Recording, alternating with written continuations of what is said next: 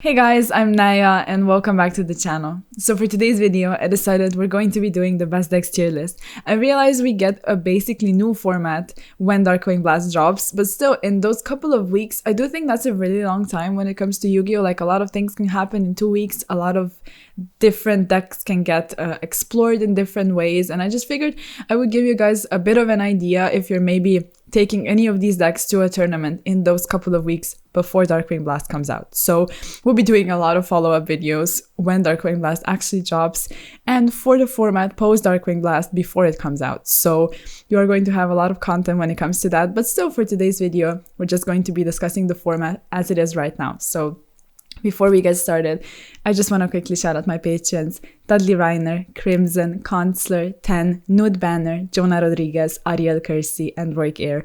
I'm very much grateful for your guys' support, and if any of you want to support me on Patreon, you can always find the link in the description below. So, for this video, we have the usual decks and we have the usual tiers, so let's just go ahead and get started. The first deck we have over here is going to be ABC, and I still do think that ABC should go in Rogue. It's pretty much the main issue of ABC is probably going second. Like going first can establish very nice boards, but going second it just struggles a bit too much in my opinion. And overall right now between the best decks, which is like Tearlament, it's kind of obvious, and decks that are a bit worse, the gap in the power level is a bit too big. And that's why decks cannot perform higher than Rogue, even if in the previous format they could be maybe tier 2 or something. And I also do think that the theory and engine that gets used in ABC kind of fell off. It doesn't seem as strong as it maybe seemed on release, so I just don't think it's higher than Rogue. It's still a nice contender, but I don't think it's better than that. Then we have Adamantia, and it should go in Not Good. A lot of these decks are just going to probably go in the usual tiers, as they always do. Adamantia is a combo deck that just doesn't have the power that a combo deck should have. It's way too fragile, and although it's like a cool deck to pick up, I think the playstyle is really, really interesting. So that's why I really like it, but it's still not that great. So if you're trying to pick up a combo deck that might be quite strong going first, if your plays actually go off, and I think you also can learn a lot, then that would be a good choice, but I don't think the power level is really there. So okay, then we have Adventure Dragon Link. So I still left it as Adventure Dragon Link, but to be perfectly honest with you, this version should probably go in like Rogue, maybe top of Rogue, because it really fell off after the ban list. Like overall adventure stuff in here, like I mean, the engine itself is not bad, but when you don't have the usual plays you would be going for, it just seems very lackluster. And overall, Dragon Link has a tough matchup against Tearlaments, and it's just struggling a lot. So after Darkwing Blast, I think the Bicep cards are going to help it out a lot. But for right now, for this format, I really wouldn't suggest you picking up Dragon Link, because Chaos Ruler really did hurt. The loss of Chaos Ruler, I should say. So yeah, it just feels horrible. And Dragon Link cannot perform without it as well as it could before, obviously. Then also we have Punk Adventure, another deck that like just completely fell off, you know, without fiber. Like, what is this deck actually? So let's just throw it in Not Good. I should have completely deleted it from the tier list probably, because it just doesn't really make sense to me. Like if you look at a deck like Pure Punk, which it's somewhere down here, I can't find it right now, but we are going to be discussing it. It's a bit different because you still have some alternative plays, but when you have a deck as focused on fiber plays and stuff like that as this deck was, it just doesn't really make sense. So there's that. And then we also have Agents. The deck, I don't know, let's put it in Rogue actually. Not sure where I placed it on the last tier list, but decks like these, you know, they seem strong if they go uninterrupted, but also Agent does seem like, because people don't really know how to play against it, it might be a bit better off playing through hand traps because people aren't really sure where to hand trap the deck.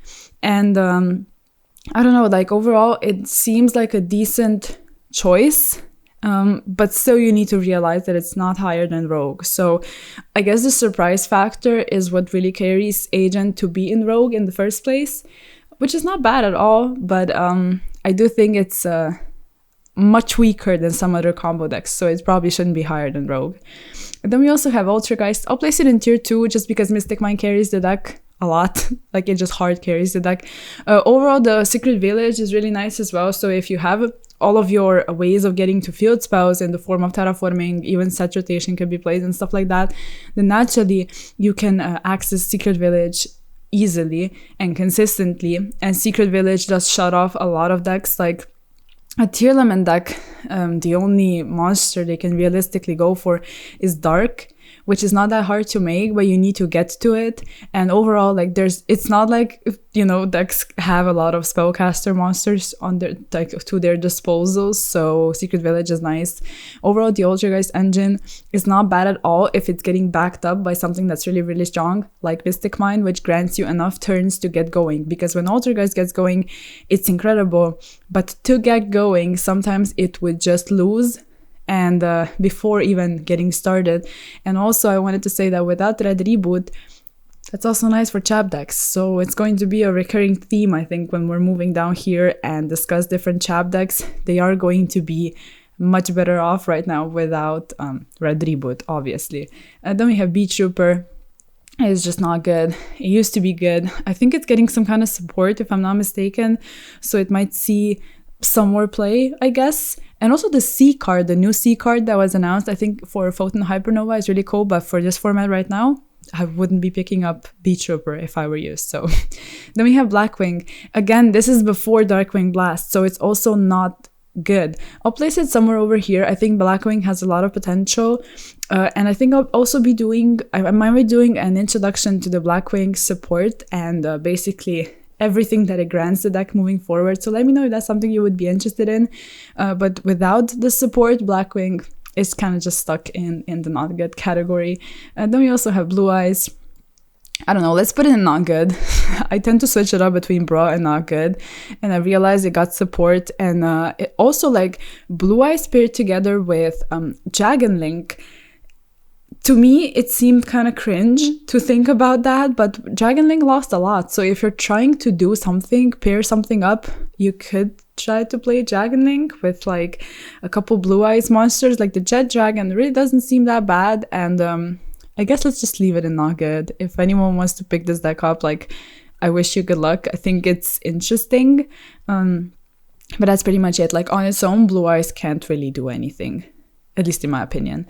Then we have Chai Brigade. So let's put Chai Brigade in tier 2, maybe below Ultrageist still. Or actually, no, let's put it above it. That sentence was hard. So Chai Brigade, like,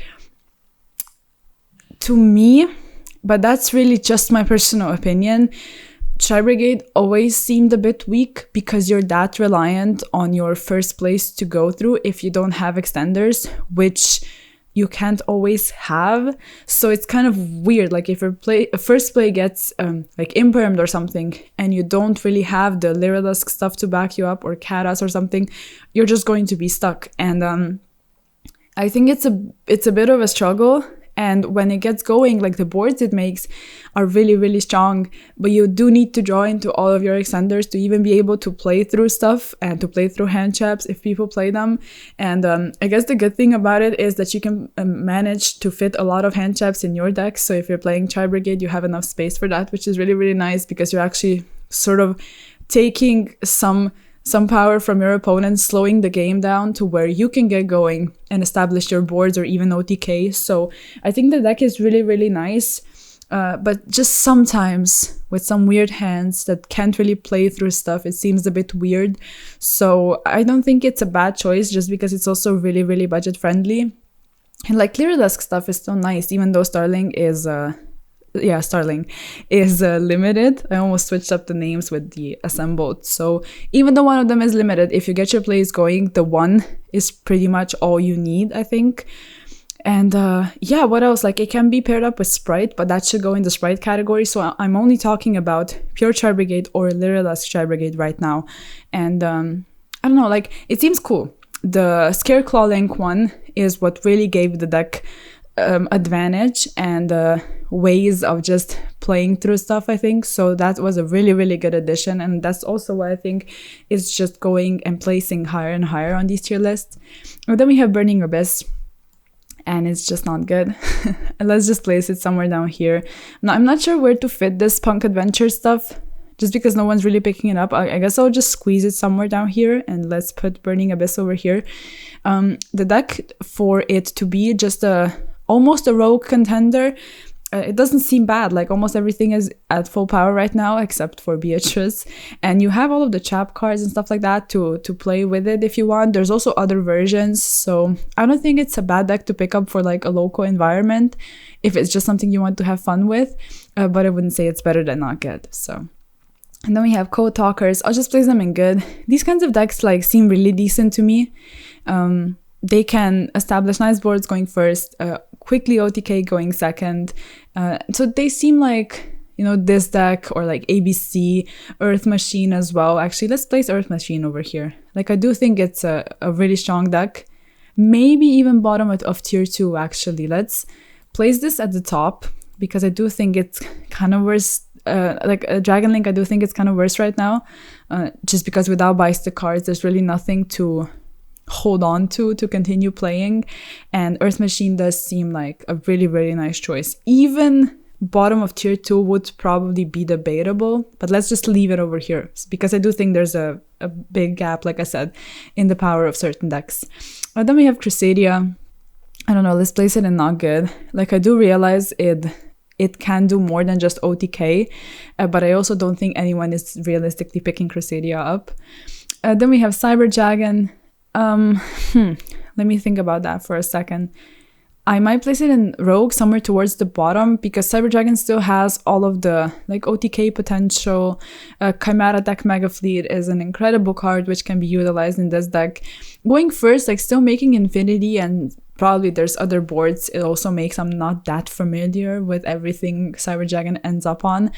It's still like not a bad choice, but among some of the going second decks and like those kinds of decks, I would still choose something like Earth Machine maybe, rather than playing Cyber Dragon. Although with Therian cards, if you're trying to mash that up, it did give some sort of power and advantage to Cyber Dragon. So I don't know, Rogue, I guess. And then we have Dark Magician. I'll place it in bruh. Like, honestly, I try to be nice. Every single tier list I make, I'm like, oh, Dark Magician is not that bad. But it just doesn't seem good, you know? Realistically, I'm not sure if I ever lost to Dark Magician, ever. In like the 5 years of playing. Maybe once on Dueling Bug, in like a random situation. But what I'm saying is, like, sometimes decks just cannot do it. Even though they receive support, even though they are loved by people, which God knows they are. My comment section is always full of people like defending Dark Magician, and I'm not hating on it, I just don't see the power and I don't see the potential. I'm sorry. Then there's DDD. So I think I'll place DDD quite high in Rogue.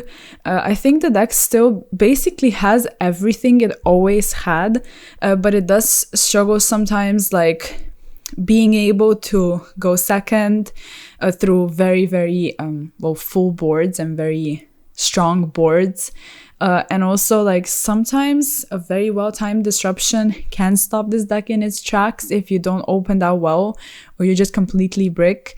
So, and also it does take a lot of mental capacity to play this deck, I think. So that's also why not a lot of people are picking it up. So it's not seeing that much play. When it gets going, sometimes it can just be incredible and just overwhelm so many different decks, so many different opponents. But it's not the case a lot of times, and it's really not seeing successes at high levels, probably due to the fact that people aren't playing it that much. So I'll just leave it over there. It has immense potential if you pick it up and master it, as any deck. But with DDD, I think it's very apparent. Then we also have Despia. So let me think about that for a second. I might actually put it in tier 1, somewhere towards the bottom. I think Despia is incredible. The most powerful thing and the best thing about Despia, I think, is the fact that it's that consistent. Like, there's not a lot of times you're going to open a horrible hand in Despia. Ra's Disciple is a new addition. Like, overall Banishment, Branded Banishment is just a stupid card.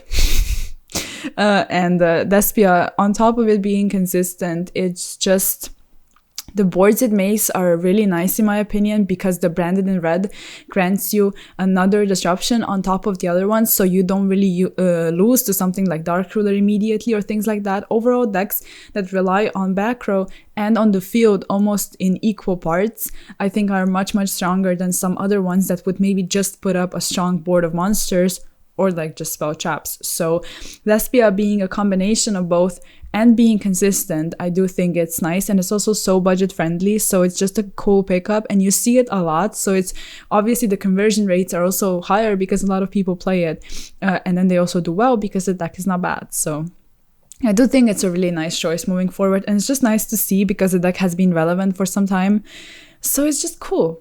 We love those kinds of decks, and especially because it's budget. And then we have Dinos. Let's place it somewhere in Rogue. Like, I just don't really think Dinos can do a lot.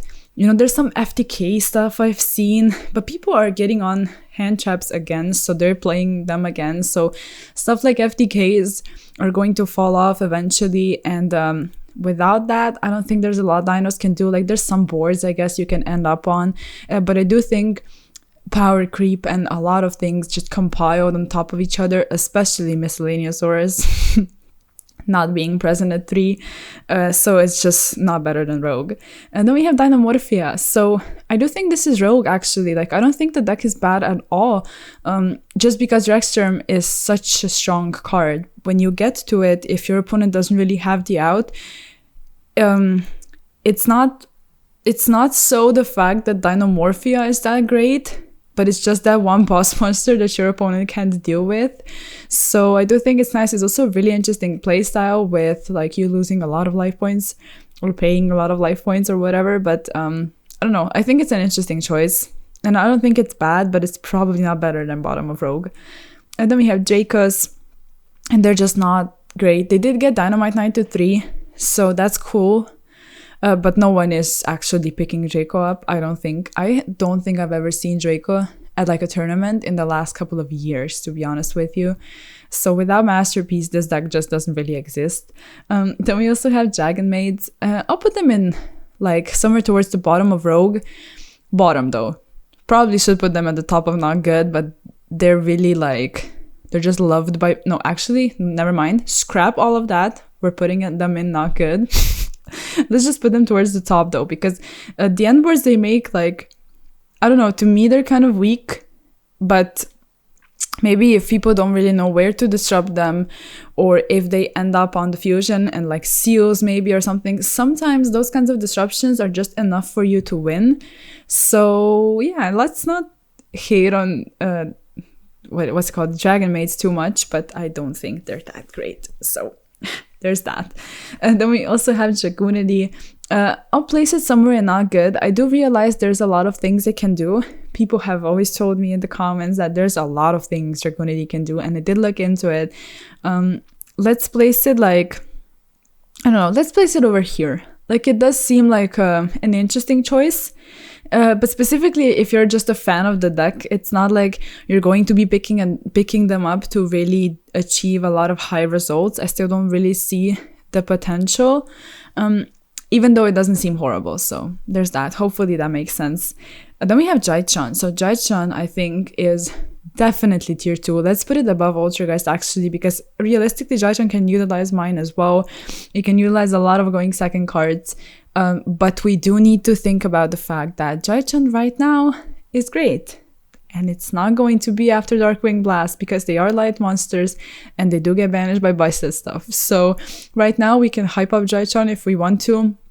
Overall, I have a lot of love for Jaichon and respect as well. I think it's a deck that's hard to pilot, and also like there's so many different versions that when you're up against a Jaichon player, you can't really know what to expect. They might be going for the turn skip stuff. There's also like just really nice consistent versions with like magic-y stuff to not be as prone to getting hit by Dark Ruler and actually suffering from it. So there's that. I don't know, like I like them, but the Darkwing Blast stuff is going to hinder them a lot. So let's just be happy they exist right now, because Benton didn't go to 3 pretty much because they were like, oh, you know, Bestial stuff is dropping anyway. Let's just give them Benton to 3. And also if people pick up Droll again for any reason, because I don't think it's a bad hand trap at all. Actually, it has a lot of implication. And if they do pick up Droll, then Joy-Chun is just going to struggle. So then we also have Eldritch. Let me think about that for a second. So I think I'll be putting Eldritch, like I'm deciding between tier 2 and tier 1. I think I'll put them at the top of tier 2, just because sometimes with those decks, like I do see the power. It's really nice, especially in a format like this, where you have a really dominant deck in Tearlament. But Eldritch can realistically be played with Tearlament, with branded stuff, with a lot of floodgates that do tend to hurt Tearlament, also Mystic Mine. So it has everything. But trap decks do struggle with consistency a lot. You have your pot cards, which are amazing, but even those don't really do enough when you're just relying on opening like 5 essentially random cards, you know. So if you do open a pot card, great. But if you don't, I do think sometimes you can get a bit overwhelmed. I realize there's no red reboot, but we still have a lot of back row removal. So probably top of tier 2 or bottom of tier 1. Then we have Exodia. Let's place it in bra and move on. There's Exosister. So Exosister, in my opinion, is just a solid tier 2 contender. But it is probably somewhere towards Rogue rather than being like high up in tier 2. Just because, and I always tend to say that, like, I don't think Exosister is necessarily a great deck. Like, it does some interesting things. It Xyz summons a lot, obviously, and without being able to Xyz summon, like if you get hit by something like D-Barrier, or we did get Spellbound right now announced, that is post Darkwing Blast. But the point I'm making is, when you have a deck that reliant on one summoning mechanic, that can be a problem, I think. That's one thing. Another thing is, overall, it just doesn't seem that strong to me. So the entire viewpoint I have on Exosister is basically that it's just that strong because of Dimension Shifter. So because Dimension Shifter is so strong in the format right now, that's why Exosister is placing as high as it is. But without it, I don't see the power in the deck, if that makes sense. So that's why it's only like bottom of tier 2. But it still has a nice Tearlament matchup, so we do need to mention it. Then we have Flunder. I think I'll be putting it in tier 1. I might even like, I don't know if I want to put it above Despia or below it. I think it's pretty much interchangeable. The deck does what it's always been doing. Again, post Darkwing Blast, things might change a bit. Spellbound does seem like it's really nice against Flunder, which, thank God, there's something that's not like really nice against Flunder. Yeah, like pretty much it's just Flunder. Nothing really changed. So I still do think it's a cool deck to pick up if you're just trying to play a deck that's a bit more easy to pilot, and also a good choice in the meta right now, because you're almost always going to be doing well. Like, you have Dimension Shifter to cover the tough matchups of strong decks like Tearlament and stuff like that. And I do realize it's not that consistent, but I do still think it's consistent enough to the point where you get to your end boards and you're just able to overwhelm pretty much any deck that you're up against. No one's really playing Lancia or anything like that, so your birds are always going to get banished and you're always going to get resources back to just continue playing. And I do think, like, after 2 or 3 turns, Flunder is just completely, like, just annihilates the opponent with the amount of summons and disruptions. So I don't know, I think it's a really, really solid choice. And then moving on, we have Fluffle. Like, I don't know, bottom of Rogue, I guess, or top of not good. Let's place it somewhere over here. I think it's like very obvious that decks like these, or like Unchained or some things like that, they're not that bad. Sometimes they can just steal a win and you don't really know what happened to you, but they did get power creeped a lot. And then Toad is representing Paleozoic frogs, which I do think aren't strong right now, but there is the Paleo Tearlament version. But again, to me, that's a Tearlament deck with a Paleo engine, so we are not discussing like the Tearlament version right now. It's just Paleozoic frogs, which I do think aren't strong. So let's place it somewhere over here. And then we also have Goki. Again, I'll put this in not good. Sometimes I put it in Rogue, sometimes I put it in not good. I can't really decide, because I do think it has a lot of potential, like as a combo deck. Similarly to something like Adamantia, it's pretty much the same, actually. If you get disrupted, there's no way you win. Like, there's legit no way. And with people No. And with people running hand traps again, like, I don't think it's as realistic to expect for all of your plays to go through, whereas before maybe you could expect that, but still you would get hit by something like Dark Ruler and just lose. So I don't think it's Rogue. Sorry. Then we have heroes. I don't know, honestly, like, I might put them like at the top of Rogue. Even bottom of tier 2 could be deserving because, you know, they do have Fusion Destiny now. And obviously DPE is like really, really nice for the deck. And it can also be utilized perfectly with all of the hero cards. Overall, they have OTK potential. They're building solid boards going first that you do need to like just break. And if you don't, they are going to OTK you probably. There's stuff like, you know, the elemental hero that boosts the attack.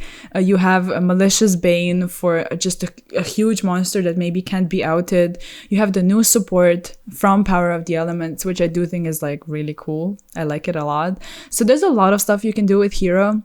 And there's just so many things where if you don't really know what to disrupt, or if your hero opponent just opens really, really well and they go like hero lives and you go Ash and they go, okay, sure, and have like 4 more cards to play with, they just kill you immediately and you wasted a card, you know, with the Ash on a hero lives. So I don't know, sometimes they just get a bit too overwhelming in a matchup and they easily win. So I do think we need to like just give them props, basically. And then we have Atignister. I don't know, like, I guess let's put it at the top of Rogue. It also might be bottom of tier 2, but I still want to point out the fact that even though those decks like seem to be doing well, they do get occasional tops. They have a lot of space for hand traps, 1-card combos. There's a lot of good things about them. But there's still an obvious difference with between the best decks and these decks down here. So I still do think they're Rogue, like, if that makes sense. Then we have Inferno, not good, somewhere not good. I genuinely don't really care, never liked the deck anyway, and like it just can't do anything without Aurora Dawn and things like that. Yeah, again, like all of these decks, like Infernoid and the Infernoble and all of that, I should probably be starting to cut at some point in time from this tier list, but I just like doing the tier list with a lot of decks, so I don't know, I need to decide, but it's not good. Then we have Alistair. So this one I was looking forward to placing on the tier list actually, because I think it's like bottom of tier 2. Nadir Servant went to 3. There's Fusion Destiny if you want to run that. There's Spellbook of Judgment, which again, stuff like that can be paired up with. I never played in that format, so I don't really know what it used to do, but it does seem busted. It's only at 1, but there's probably a lot of things you're able to do with it. And this deck, actually, it never lost anything. It just got overwhelmed and power crept, like, to oblivion.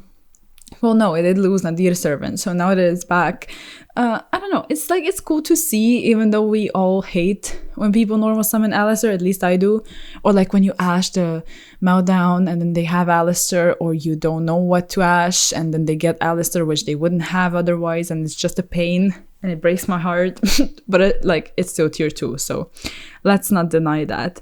Then we have Cosmo, bottom of not tier 2, god no. Bottom of not good. Let's do it bottom of not good. And the Kraken stuff. Like these decks, the thing about them that makes them bad, I think, is the fact that they're that fragile. Like the Kraken stuff is interesting because it doesn't really lose to hand traps. Let's place it somewhere over here. I've played against it and it's like, it doesn't really do anything when you hand trap them, because if you don't remove the body, they keep spamming other things and exceed summoning and stuff like that. But still, the end board you end up on is not worth all of the work you go through, I think, for it to be just kind of a lackluster end board, to be honest. So yeah. Then we have Labyrinth. So for now, we're putting it in Rogue, somewhere over here, because that's pre-Darkwing Blast. Post-Darkwing Blast, and that's a spoiler, I think I'll be putting it in tier 2. I think there's a lot of potential. And there are so many cool normal trap cards. Like, I think they're doing a good thing. Also with the Daruma Karma Cannon and Darkwing Blast. And overall, they're trying to make trap decks a bit better. And I'm not against it, to be honest. But that's all of this is post Darkwing Blast. And then we have Libromancer. Honestly, I think I'll just put it in not good. I felt like it was potential there, but if you're going for a ritual deck, I think Ritual might still be a better choice. So at that point, I don't think it's even worth discussing because they're pretty much both just ritual summoning, but the Libromancer just seems way less powerful. Then we have Evo Twin. I'll put this in Rogue. It's quite an easy choice, actually. Let me just rearrange all of this a tiny bit. So this is without Sprite, and still, like, similarly to Atignister, it has a lot of space for hand traps. It has one card combos, also space for like flex spots in terms of like you playing talents, things like that, to also make going second easier, on top of you having a lot of hand traps. And I think it's a cool choice. If you don't have an extender, it is struggling on the normal summon, so that's something to keep in mind. And I do think the Sprite variant is also better, but yeah, I guess Rogue is just fine. And then we have Lunalight. This is without Tearlament, please. Like, if it was with Tearlament, I would put it on the picture. So this is just without it. So if you only skip to the end and look at this tier list, don't come for me. It's not, well, if you did skip to the end, you wouldn't hear me saying this, but this is not with Tearlament. This is just Lunalight, and just Lunalight to me doesn't seem strong at all. So let's place it somewhere over here. Okay, then we have Madolche. Madolche is actually interesting. I think I'll put it at the bottom of Rogue. And I always say this, I don't like Madolche at all. But we can't take away the fact that it's one of those decks where if it goes first and establishes a board, it's not like they're establishing a board of like 5 negates or something, but it's a board that's really hard to break. And if you know what Madolche does, it's pretty much like you can't break through everything. You can't kill everything. You can't get rid of everything if they protect it. And they do have the trap cards to like disrupt you back. So it's very hard for you to be able to break a Madolche board, and if you don't, they easily OTK you. So yeah, I don't know, it's really interesting. Actually, it's an interesting deck. It does seem power crept, but it is interesting, and it's actually like, I don't think it's such a new deck. I would say it's quite a few years old, and for it to still perform to like a decent level is nice. I'm really nice to Madolche in this video. I don't know what it is about me, so I don't know. It's just the day I have. Tomorrow I'm gonna be back to hating Madolche again. Then we have Magical Musketeer. So Magical Musket is actually so interesting because at the beginning I felt like, hold on, let's just place it somewhere and then let's discuss it. So I'll place it here. It's not good, in my opinion. But at the beginning, I thought it could work with runic stuff since you're activating them from the hand, and a lot of people actually said that. But then runic started to be played in better decks. So Magical Musket again was just left with nothing, and without runic stuff, I don't know, I don't think it has any kind of potential. And then we have Grand Maju. I think I'll place it in Rogue. Like, sometimes I feel like these going second decks, let's actually decide if there's anything I want to change. I think I'll place agents a tiny bit lower. So with those going second decks, sometimes to me it seemed like when formats are way too powerful for going second decks to do well, I tend to just place them really, really low.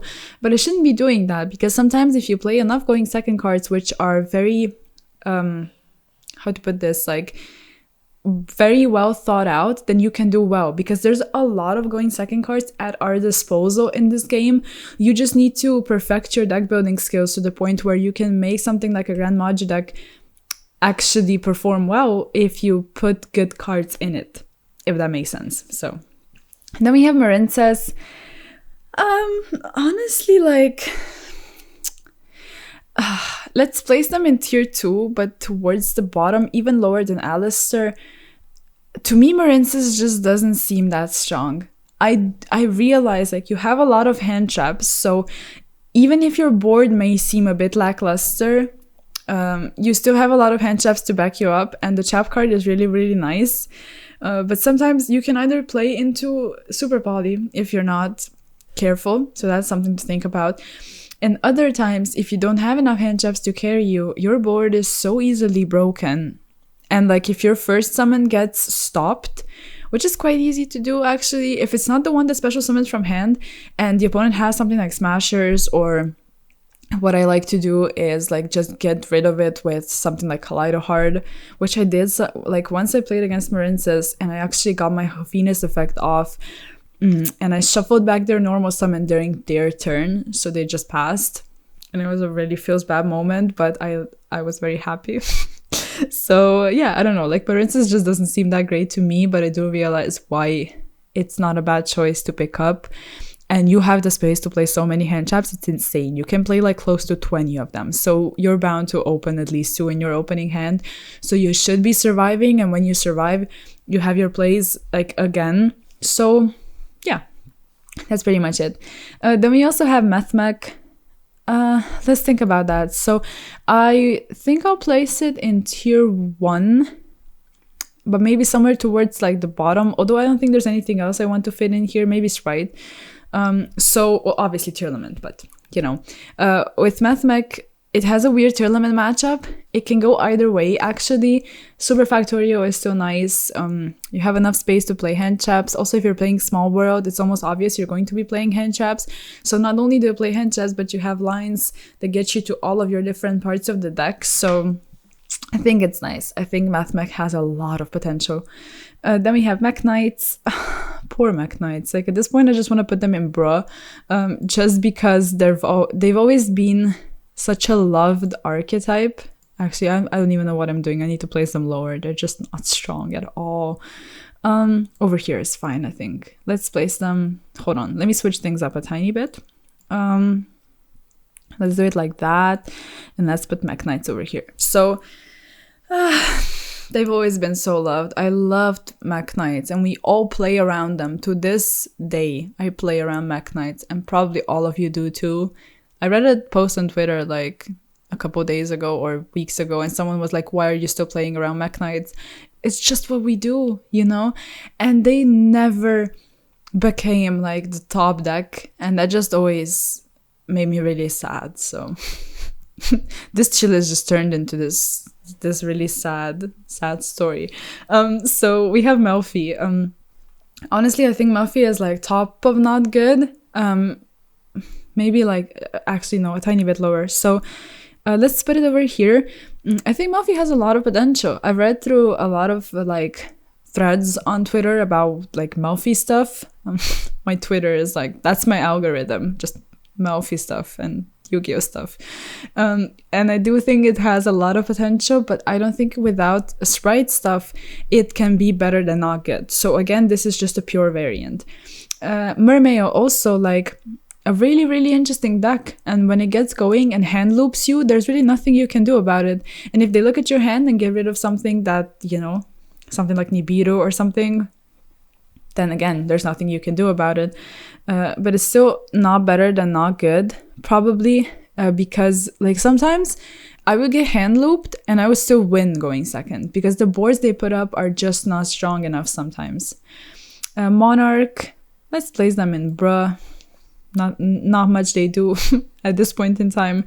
And then we also have Mystic Mine. I'll place it in tier 2 actually. Like we all hate it, the Mystic Mine burn deck, but we do need to realize that Mystic Mine is so easy to establish right now, with you special summoning a lot, so you always trigger the Minds of the Land, and there's also other ways to get to it. There's a myriad of ways to protect it when it comes to Dark Bribe, Solemn Judgment, things like that, Field Barrier, the Goddess Cold's Oracle. So there's that. And then why it's a bit lower in the tier 2 category is because people are actually playing outs. Like we do think about playing outs. I also think something like Cosmic Cyclone might be a good main deck card moving forward. And when you have decks like Tier Elements, which have built-in stuff you can play, you know, with Sprite you have Smashers, with Rika you have Glamour to play around it. So there's a lot of different ways. And that's why this deck might not be that high, because there's a lot of outs to Mystic Mine still that people do main deck at this point in time also. But again, if you don't see the out fast enough and they just go for like the Cauldron of the Old Man, or like even Final, like the Final Countdown. Some people play it. So yeah, there's that. Then we have Necros. Somewhere down here. Let's just slap it somewhere in here. Numeron also. Like these decks are just they're not strong. Like Numeron can OTK, but that's pretty much all it can do. It just seems so weak without any kind of like, before with Utopic Zexo, there was something you were going for, but right now that's really not the case. So somewhere down here. I don't know what to do about the punk adventure stuff, if I'm honest with you. Like, is there anything you're actually doing with it? Probably not if you're not going for fibers. So I'm not sure actually. And then we have a Jama. Let's put it at the top of Bra because we love a Jama. And then we also have Orcust. Like Orcust can be played with Tearlam and stuff in theory, but I don't think it's good. So where do we want to place it? Over here. No, below the Kraken stuff. Plunder Patrol. A really solid rogue contender. I always say this. I think the deck is nice. I like it a lot. And if you pilot it well, and it's getting like support all the time, which is like really, really nice to see. So I'm a fan of it. Pendulum. I think I'll put it at the top of Not Good. Somewhere over here actually, because like, yeah, maybe a bit lower. We're not, you know, in the post-Darkwing Blast era yet. And even with Draco Slayer cards, I don't think it's going to be much better than right now because we don't have Electromite. So some people may try things out and I actually hope they do well. Like I like Pendulum. I love Pendulum actually. But right now it just doesn't seem the time for it to perform well. Then we have Phantom Knights. I guess we can place this somewhere in Rogue. Like somewhere over here is probably fine. I think it's a decent choice if you really know what you're doing. It's like one of those decks where when you know your decks, like complete, how to put this, like when you know your deck in and out, that's a good choice of words. Then I think you can do well with a deck like this because it's really about good decision making. Again, in a deck like this, you have a lot of different plays, a lot of different extenders, a lot of different options, but you need to decide for the perfect line to follow and leave enough stuff in the graveyard for follow-up and like disruption with, you know, when you need to think about like the trap card being able to be used in the graveyard as well, to put it in the pointer, to pop something. You know, there's a lot of different Phantom Knights things. So I do think if you know a lot of these, or all of them preferably, you can do well with a deck like this. But again, it can be quite easily disrupted with a very well-timed Nibiru when you don't have enough follow-up, or hand traps, which people still, you know, like I say, play and play even more actually. So somewhere in Rogue. Oh, prank kits. Let's place them somewhere down here. It doesn't really matter, honestly. No one is playing them. They're not strong at all. And yeah, like Psyframe also not good. Let's just throw it down here. And then we have the punk theory and stuff. And we also have the pure punk stuff. So I really don't know what to do about all of this. Let's just squish. Is that an expression? Squeeze, I wanted to say, I think. Let's just squeeze all of these in Rogue somewhere. Theory and like at this point is probably like an engine that actually can carry Punk a bit better because they're not going for Chaos Ruler plays. And then Punk Adventure, again, like, I don't know, like these decks, let's place them down here actually. And then the pure Punk, it doesn't seem bad. Like, let's place it somewhere at the top of Rogue. Yeah, probably over here is fine. Because with pure Punk, you have so much space for like hand traps, and you go through a lot of cards in your deck, and I think it has potential. But I also realistically don't think a lot of people are going to be picking it up. So then we have Red Eyes. Let's just move it to Bruh and move on. We have Rika. So tier 2, I think. Like very, very solid tier 2 contender. Might even be tier 1 actually. Let me think about that. So actually, I think I'll place it in tier 1. I think it's really strong. Honestly, there's so many different plays you have. Like sometimes If you normal summon the like vanilla and it just gets removed off of the field and you have nothing else to play with and you just pass, it's really, really sad. But I wouldn't say it's the case most of the time. I think it's very strong, plays around Mystic Mine, runs Rivalry, which is a hell of a card right now. And yeah, like just Rika seems really strong. Runic also, I think Runic is tier 1. Runic with Sprite, Runic without Sprite, the engine is busted. And I like it. I like it a lot. It's pretty much like new Sky Striker, and I think it has so much potential moving forward because it can be paired up with so many different decks. So it's just so nice in my opinion. Then we have Salamangreat. That's like the poster child of Rogue. Actually, no. Let's just slide it a bit lower. Over here, I think is fine. Because if you're trying to play and a Subverse deck, actually, I would go like this, you know. I would first pick up Marincess, and then it's like Antagonistor, and then it's Salamangreat. Then we have Scareclaw. I think I'll place it in Rogue. I think it has a lot of potential, actually, with like adventure stuff, with what's called Tearlament stuff. The name slipped out of my mind. So I think it's nice. I think it's really, really nice, but it's not as explored yet. I don't think there's a lot of people actually playing it. So I think the potential is there. We just need to wait a tiny bit longer for people to like really pick it up and do a lot of things with it, because it seems nice. It seems really, really nice.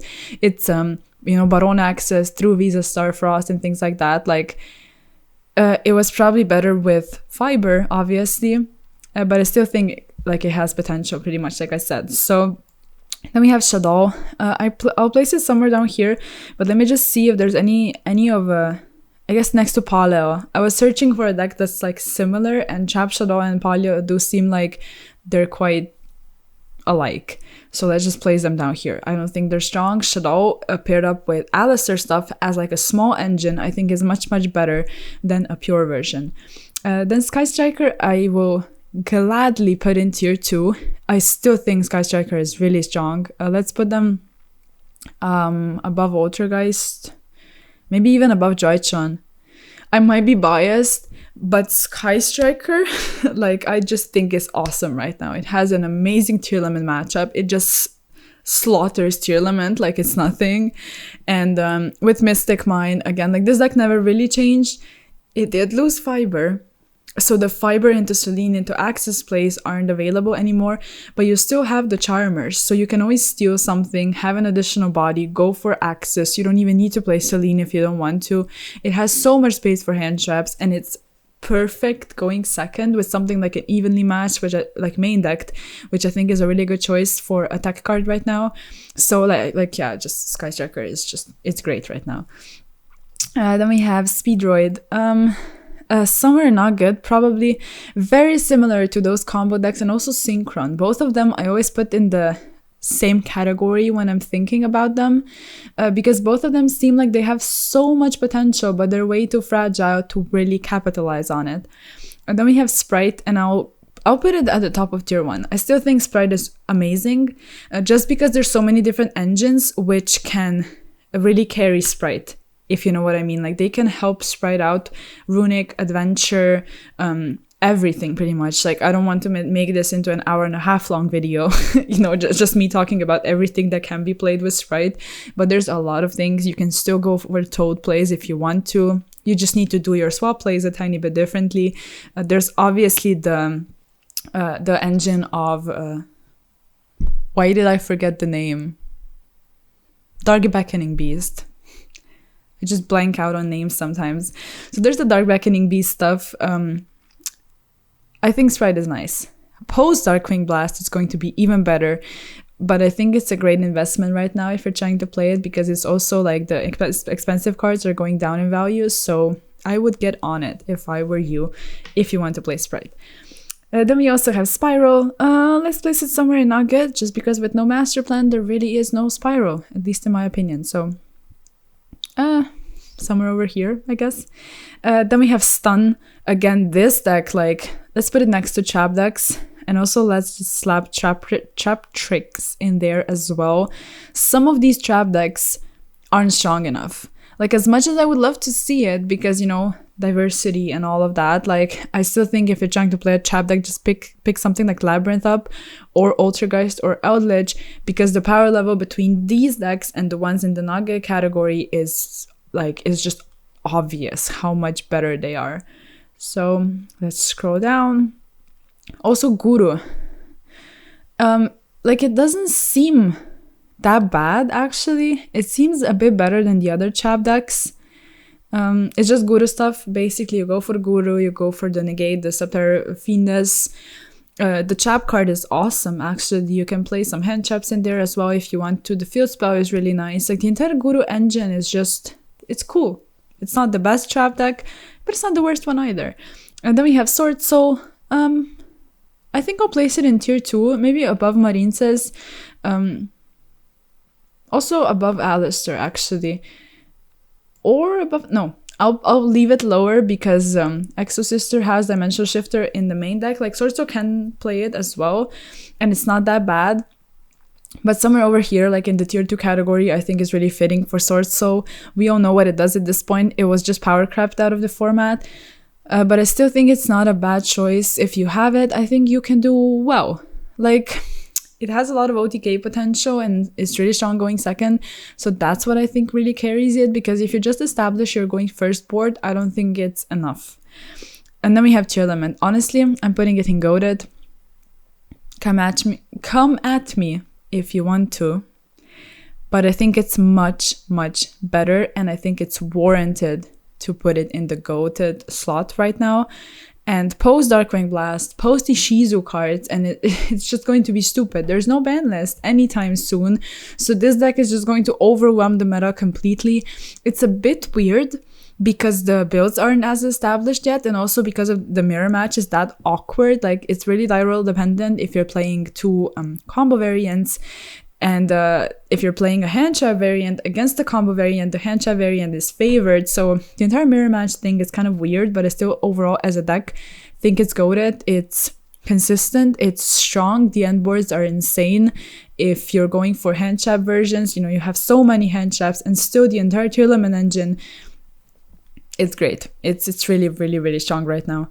Thunder Dragon, as per usual, let's just find Orcust and put it next to it. Chickstar also not doing anything right now. Umi, let's just throw these decks in here, so you know they're sort of going in like the lower category. The Umi control like seems so interesting, but I just don't think it's that strong. Unchained also, I mentioned it, like I don't think it's good. I don't think it's good, actually. Utopia, somewhere down here. I wanted to delete a couple of these decks from the tier list, actually, that don't really do enough. But then my computer stopped working. I moved to my husband's computer and I had all of these decks in there still. And since we made the tier list already, I just figured I would go through them once more.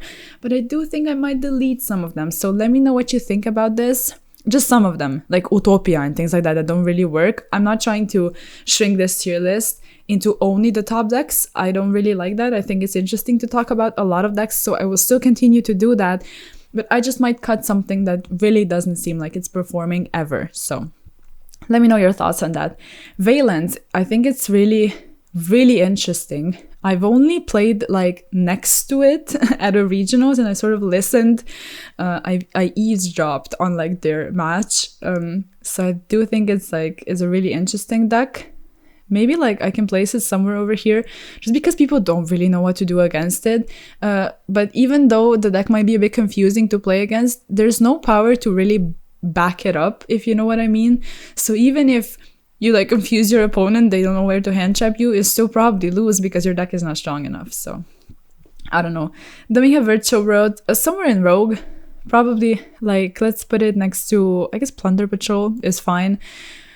Virtual World is way too inconsistent to be put higher, and I think consistency is everything. So that's pretty much why it's struggling. And then let's place Weather Painters. Actually, like, you can play Dimension Shifter, which is amazing. Let's place them at the bottom of Rogue. Let's give Weather Painters some love. I think they're really interesting, actually. Then we have World Chalice. I'll place it in Bruh next to Ajama because I love both of them. always say this, so at this point you already know.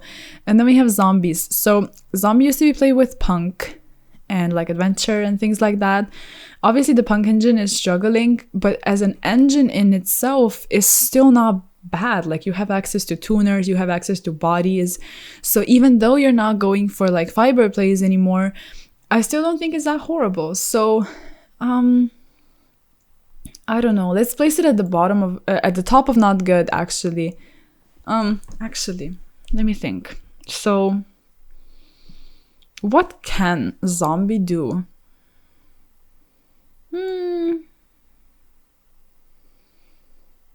Let's place it somewhere over here. Let's have confidence in it.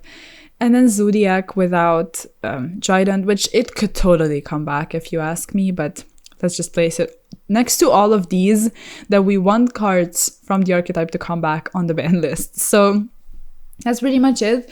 Hopefully you like this video. Hopefully you don't think it was redundant, because a lot of things didn't really change. But some things did. So for these 2 weeks, I think this is like the perfect lineup of decks.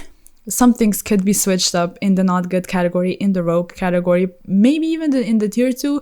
But I must say I'm really satisfied with it, actually. So let me know what you think. Let me know if there's anything you agree or disagree with. I always love to hear and read your comments, actually. So, but yeah, if you overall liked it, just like it, sub to the channel, check out all the social media, and I'll see you in the next one. Peace.